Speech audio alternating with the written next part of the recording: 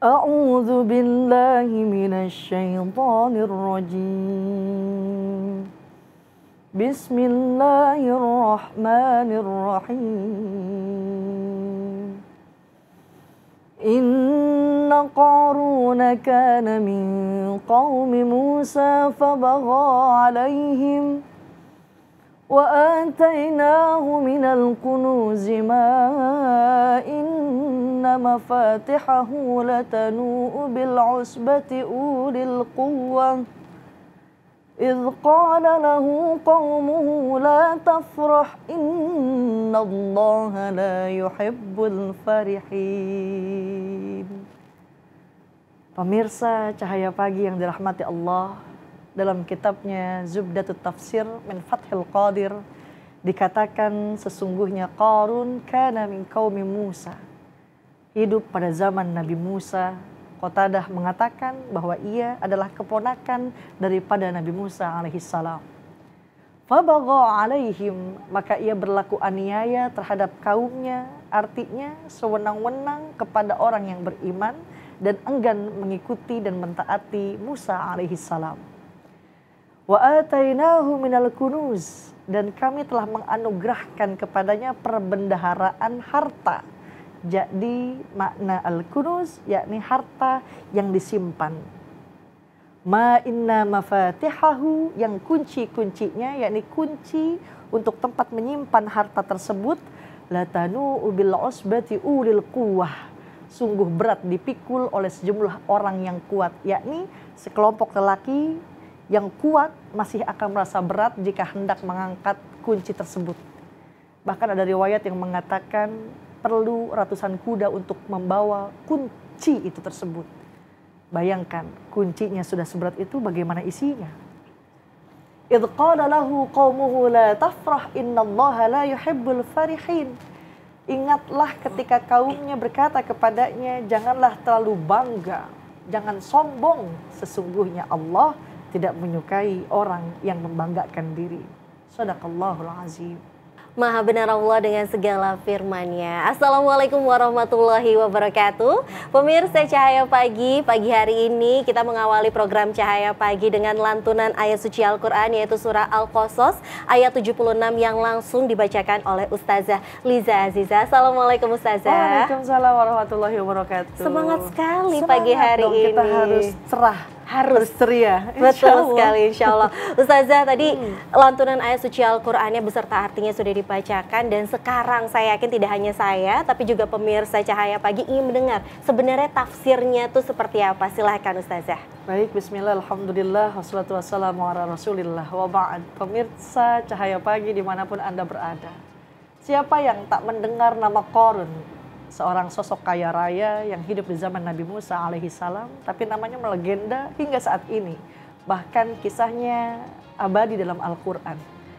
Bahkan menjadi peribahasa atau ungkapan di tengah masyarakat guna menggambarkan sosok Qarun atau menisbatkan harta yang ditemukan terpendam dalam tanah.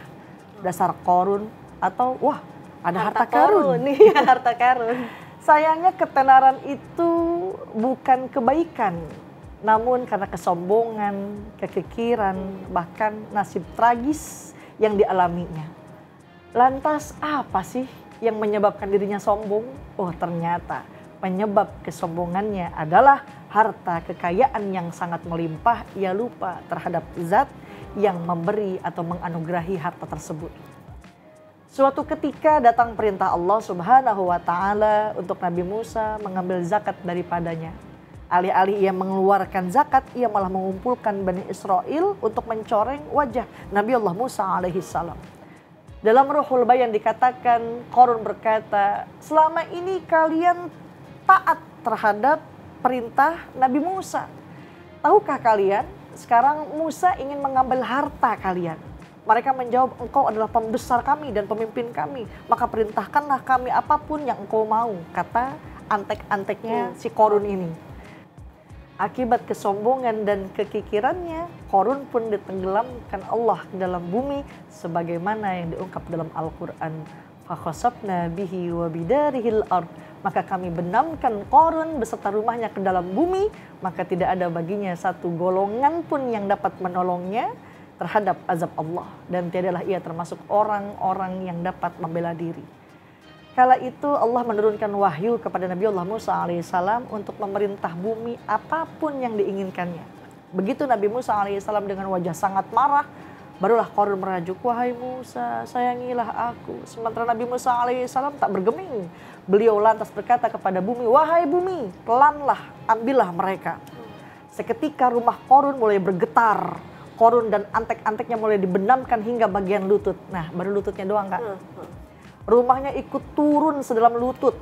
Bukan hanya Qarun dan antek-antek, rumah harta bendanya ikut sedalam lutut. Qarun pun kembali merajuk, ya Musa, sayangilah aku. Rumahnya kembali berguncang. Kini Qarun dan kawan-kawannya kembali terbenam hingga bagian pusar. Demikian pula rumahnya. Qarun lagi-lagi merajuk, wahai Musa, sayangilah aku. Sementara Nabi Musa alaihissalam kembali meminta bumi untuk menelan mereka. Wahai bumi, ambillah mereka. Rumah Qarun berguncang lagi dengan hebat. Sementara Qarun dan kawan-kawannya terus terbenam sampai tenggorokannya. Disitulah Qarun menjerit, wahai Musa, sayangilah aku. Namun Nabi Musa alaihissalam tak bergeming. Beliau terus meminta bumi menelannya hingga akhirnya Qarun dan kawan-kawannya hilang seluruhnya ditelan bumi. Na'udzubillahi min dzalik. Pemirsa Cahaya Pagi dimanapun Anda berada, Ibnu Abbas meriwayatkan sampai hari kiamat Qarun akan ditenggelamkan bumi hingga lapisan ke-7. Sementara Ibnu Jurayj menyebutkan setiap hari ia ditenggelamkan setinggi tubuhnya. Walaupun sampai hari kiamat ia tidak akan sampai kepada lapisan bumi yang paling bawah. Na'udzubillahi min dzalik. Jadi orang-orang yang sombong itu patutnya ditenggelamkan sepertinya. Harta, keluarga, anak, istri, semuanya kenikmatan dunia.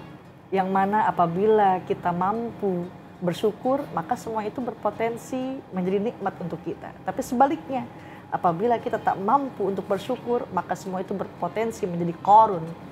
Realistis memang, Kak, ketika manusia diberikan indah pandangan bahwa kenikmatan dunia adalah seperti yang disebutkan dalam Al-Quran, a'udzubillahi minasyaitonirrajim, zuyyina lin-nasi hubbus syahawati minan nisa.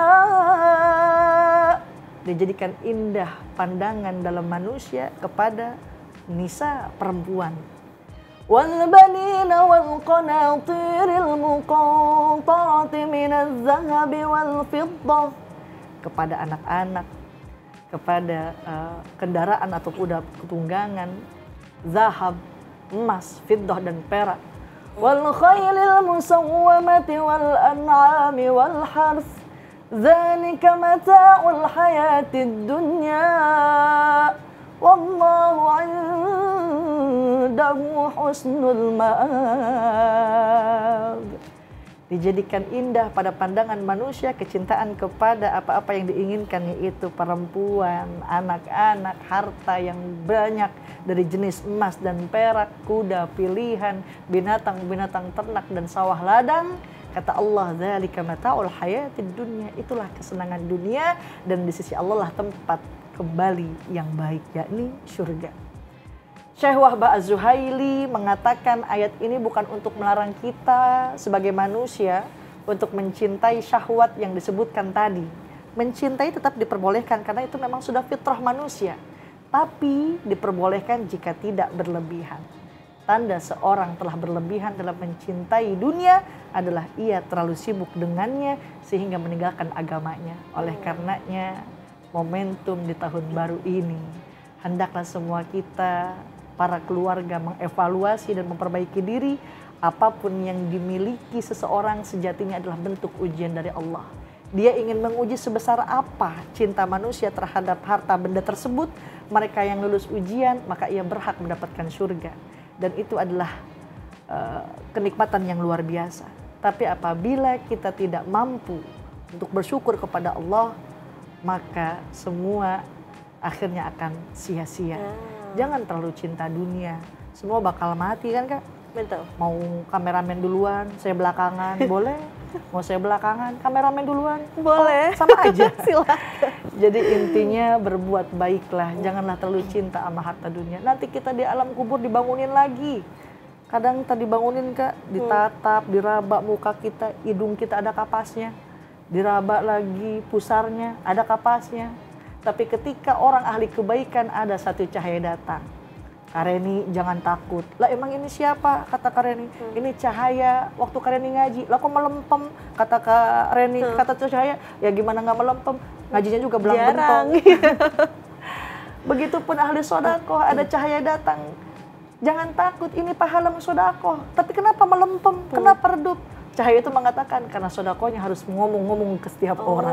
Oleh karenanya orang yang melakukan ahli kebaikan tidak akan gelap di alam kubur, tapi dijadikannya maqam raudhah min riyadul jannah. Amin ya rabbal alamin. Masya Allah.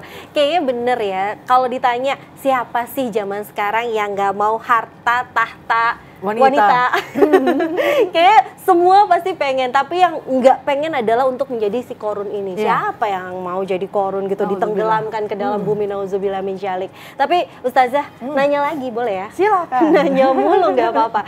Ini kalau misalnya saya mau bahas yang masalah kekinian. Ini nggak bisa dipungkiri kalau pasangan suami istri, misalnya nih ya, ada suami yang bekerja, suka ngumpetin slip gaji Ustazah. Waduh. Biasa. Curhat kayaknya. Kalau ngumpetin slip gaji jadi istri nggak tahu sebenarnya gaji suaminya berapa. Istrinya suka dikasih tapi suka dikasih seadanya. Tapi dia foya-foya di luar. Jadi pelit sama keluarga. Pelit sama keluarga tapi loyal di luar. Itu termasuk korun nggak sih Ustazah? Silahkan. Jadi hukum suami menyembunyikan gaji daripada istrinya. Ini kayak curhatnya Kak Reni bukan ya? Jangan dong. Iya, jadi apa sih hak kita sebagai istri? Pertama, pakaian, pendidikan, dan tempat tinggal. Okay. Nah, kalau kurang, si suami memberikan hak-hak yang harus kita dapatkan itu, maka ia kelak akan ditanya di hadapan Allah Subhanahu wa Ta'ala. Apa kata Allah? Hai laki-laki yang gajinya banyak, tapi mengasih isi cuma sedikit saja. Pernah Nabi Muhammad SAW sedang duduk di bukit Sofa, ada perempuan datang bernama Hindun. Dia bertanya kepada Rasulullah, "Hai Rasulullah, sesungguhnya Abu Sufyan suamiku itu pelit sekali. Bolehkah aku ambil duitnya untuk makan anak-anakku?" Apa kata Rasulullah SAW? Ambillah. Nah, itu adalah dalil mengambil uang dari suami yang pelit.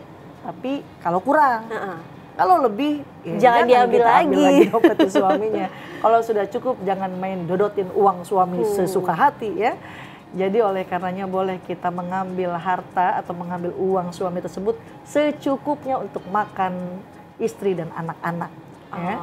Jangan berlebihan karena semuanya akan dipertanggungjawabkan di hadapan Allah Subhanahu wa Ta'ala. Wallahu ta'ala a'lam. Nah, tapi Ustazah, berarti nih ya sebenarnya kalau dipikir-pikir lagi lebih utama mana nih? Ngasih orang lain atau ngasih keluarga sendiri? Dan sebenarnya keutamaan kalau kita ngasih keluarga tuh apa? Masya Allah, ini pertanyaan yang baik sekali. Biar pada semangat nih. Seseorang belum dianggap mendapatkan kebaikan hingga ia rela memberikan harta yang dicintai. Dalam Al-Quran dikatakan, A'udzubillahi minasyaitonirrajim. Lan tanalul birra hatta tunfiqu mimma tuhibbun. Artinya kamu tidak akan memperoleh kebaikan sebelum kamu menginfakkan harta yang kamu cintai. Ya? Dan apapun yang kamu infakkan, kata Allah, sungguh Allah Maha mengetahui. Lalu ada pertanyaan di sini. Lebih dahulukan mana? Sedekah kepada keluarga atau kepada orang lain? Seperti pertanyaan sebelumnya ya. Pelit sama keluarga tapi loyal sama orang lain. Baik, Imam An-Nawawi mengatakan ajma'atul ummah ala anna sedekah 'alal aqarib afdalu minal ajanib. Ulama sepakat bahwa sedekah kepada keluarga, kerabat itu lebih utama daripada sedekah kepada orang lain. Dalam hadis riwayat Bukhari dikatakan Rasul SAW keluar daripada rumahnya untuk melaksanakan Idul Adha dan Idul Fitri. Setelah sholat, Rasul biasa berbincang-bincang dengan warga sekitar, memberikan petuah-petuahnya dan memberikan nasihat agar memberikan sedekah. Wahai para manusia, kata Rasul, bersedekahlah, pesan Nabi.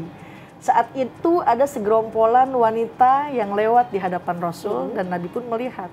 Dan Rasul berkata kepada para wanita itu, wahai para wanita, bersedekahlah, sesungguhnya aku melihat kebanyakan daripada wanita menduduki atau menempati neraka. Para wanita itu heran, apa kata wanita itu, apa korelasinya sedekah dengan neraka? Iya. Kenapa dengan bersedekah ya Rasul, kata mereka. Lalu Nabi pun menjawab, karena kalian sering melaknat dan kufur terhadap suami kalian. Nah, sering sekali para istri merasa kurang aja dikasih sama suami. Sekalinya dikasih pun yang ingat keburukan aja, gak pernah ingat kebaikan suami ya. Setelah Rasulullah SAW sampai kepada rumahnya, ada seorang wanita yang mendatangi ke depan Rasul dan berkata, ya Rasul, ini Zainab. Siapa Zainab, yang mana? Kata Rasul, Zainab istri Ibnu Mas'ud. Oh, silahkan masuk, kata Rasul. Sesungguhnya aku membawa perhiasanku, kata Zainab istri Ibnu Mas'ud, dan ingin kusedekahkan. Tapi suamiku mengira dia dan anaknya lebih baik, lebih berhak atas sedekah yang akan aku berikan ini. Apa kata Rasul? Ibnu Mas'ud, itu benar. Suami dan anakmu lebih berhak mendapatkan sedekah daripada orang lain. Jadi camkan, kita lihat keluarga terlebih dahulu. Oke, anak sudah cukup, lihat saudara-saudara yang lain. Apakah sudah cukup? Kalau misalnya sudah cukup, boleh kita memberikan sedekah kepada orang lain ya, agar semua itu terjaga kemaslahatan, khususnya di dalam keluarga. Wallahu ta'ala a'lam. Seperti itu. Nah, tapi kan Ustazah, dari tadi kan kita ngomongin harta mungkin berupa emas atau rumah mewah dan segala macamnya. Tapi sebenarnya saya jadi penasaran Ustazah, harta yang paling berharga dan mulia di mata Allah itu harta yang seperti apa? Silakan Ustazah. Jadi bukan hanya harta di mata dunia atau di mata manusia, tapi bagaimana harta yang sesungguhnya di hadapan Allah Subhanahu wa taala. Ini dipesankan oleh baginda Nabi Muhammad SAW an Abi Hurairah qala Rasulullah sallallahu alaihi wasallam, innallaha la yanzuru ila suwarikum. Sesungguhnya Allah tidak memandang rupamu. Allah tidak memandang penampilanmu. Wa amwalikum, dan hartamu. Walakin akan tetapi Allah melihat ila qulubikum, kepada hatimu, wa a'malikum, dan kepada amalanmu. Ya. Jadi Allah tidak melihat rupamu, tidak melihat penampilanmu, tetapi Allah melihat hati dan amalanmu. Ada ungkapan dari bahasa Arab yang mengatakan, bukanlah keindahan dengan gaun yang melekat di badan, namun keindahan itu adalah adab dan ilmu. Jadi makna harta yang sesungguhnya bukanlah emas, perak, intan, berlian, dan lain sebagainya, tapi yang paling utama adalah lisan yang selalu berzikir, hati yang selalu bersyukur, dan istri yang beriman yang selalu membantunya menjaga keimanan. Itulah dalam hadis riwayat Imam At-Tirmizi. Jadi bukan hanya keindahan dunia, tapi akhlak dan perilaku amalan yang baik, itulah harta yang sebenar di hadapan Allah Subhanahu wa taala. Wallahu taala a'lam. Sekarang kita balik lagi ngomongin harta ya Ustazah. Siapa sih yang gak pengen dititipin harta yang banyak, harta yang melimpah? Kalau bisa gak habis di 7 turunan. Itu kayak doa banyak orang tuh. Tapi sebenarnya gimana nih Ustazah biar harta kita itu berkah? Yang tadi Ustazah bilang kan, ini kan sebenarnya yang penting harus berkah nih. Percuma kaya raya tapi gak berkah. Nah gimana cara biar hartanya berkah? Lihatlah di mana sumber muasal harta yang kita dapatkan. Halal, haramkah? Kalau halal maka dijamin akan berkah. Tapi kalau haram, jangan inginkan anakmu menjadi soleh-solehah. Ya, lakukan atau keluarkanlah hartamu di jalan Allah Subhanahu wa taala, bersedekah jariyah. Karena idza mata ibnu Adam, apabila anak Adam maut, kalau kata orang Sunda, pupus, mati.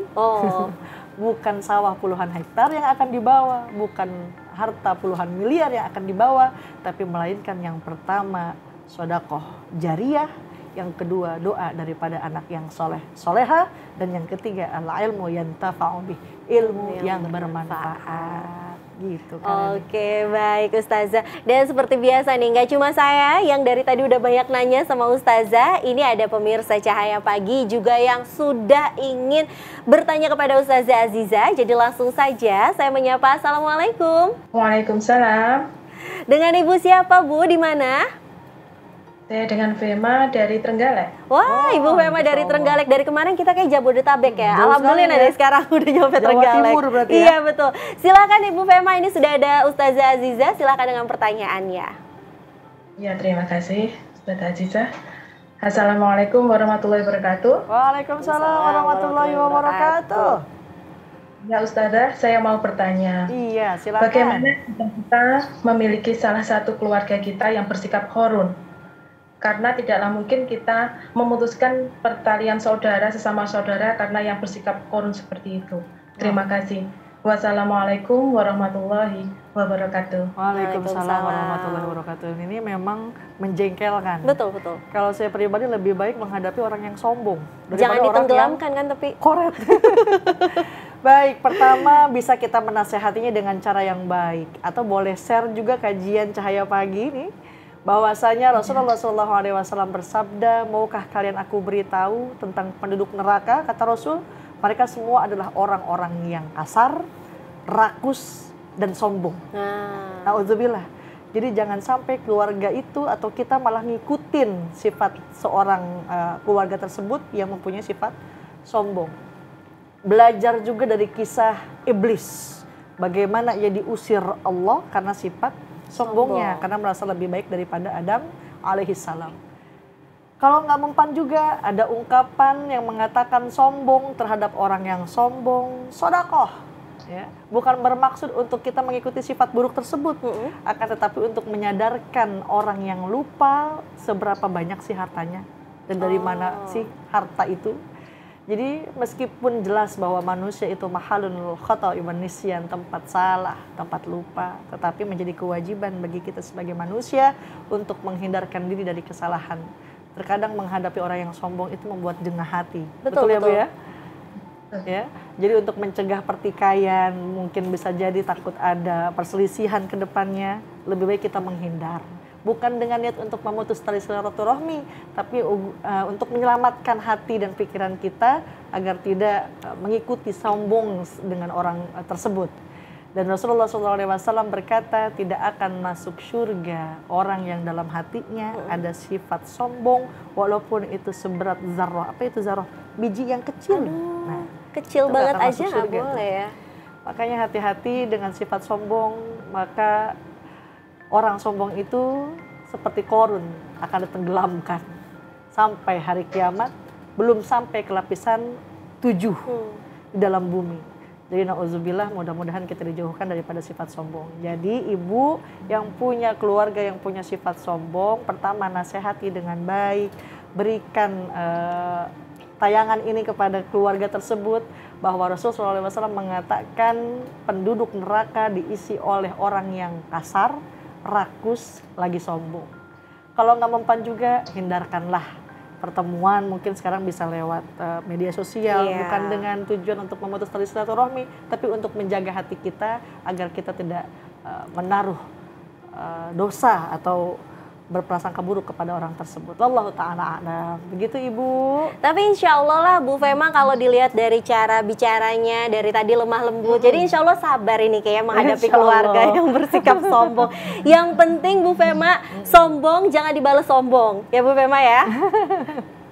Gimana Bu Fema sama jawabannya?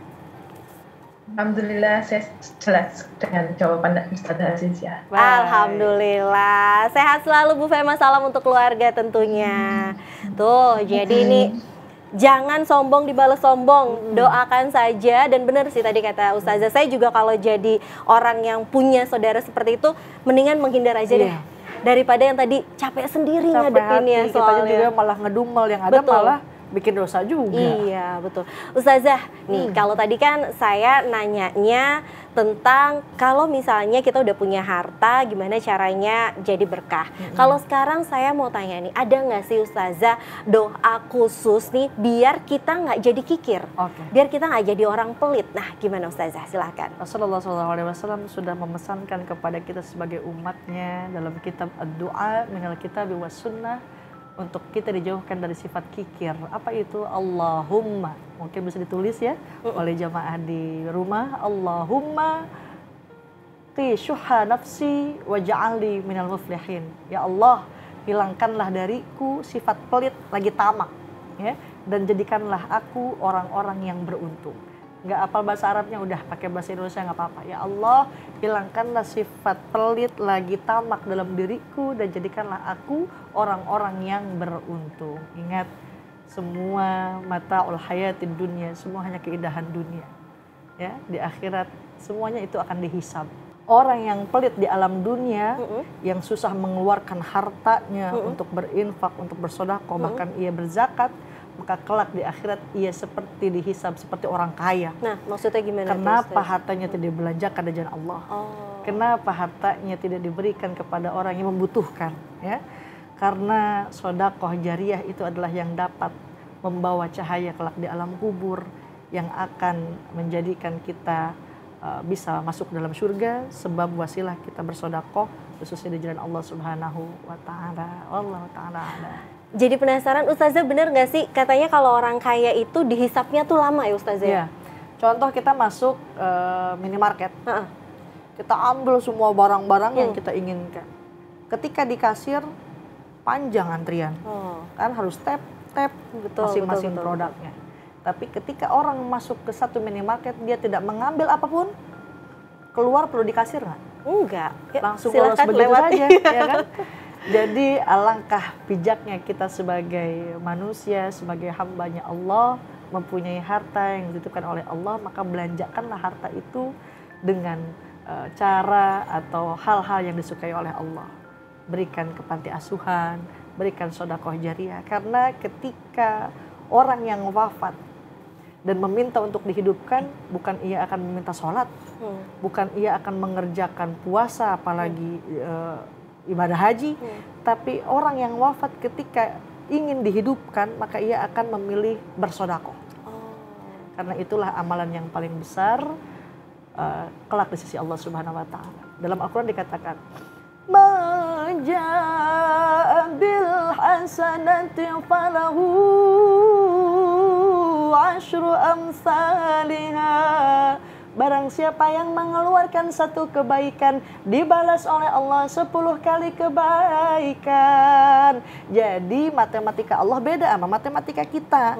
Matematika Allah tuh ditambahin 10 kali lipat, tapi matematika kita ngurangin. Jadi makanya mau sedekah jariyah sayang. Itu dia. Sayang ngasih, sayang sedekah.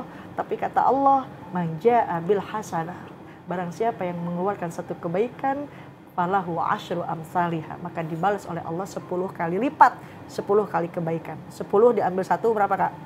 9. Nah, beda dengan matematika Allah. Kan kata Allah tadi dibalas tambah 10 kali lipat. Iya. Jadi 10 diambil 1 bukan 9, tapi 19. Nah, jadi makin banyak. Iya, 10 diambil 1, 19. 10 diambil 2, jadi 29. 28. Begitu seterusnya. 10 diambil 10 jadi 100. Masya Allah. Makanya sedekah jariyah, abis lihat tayangan ini segera sedekah jariyah. 1.000 sekarang, besok diganti sama Allah 1 juta, 2 juta.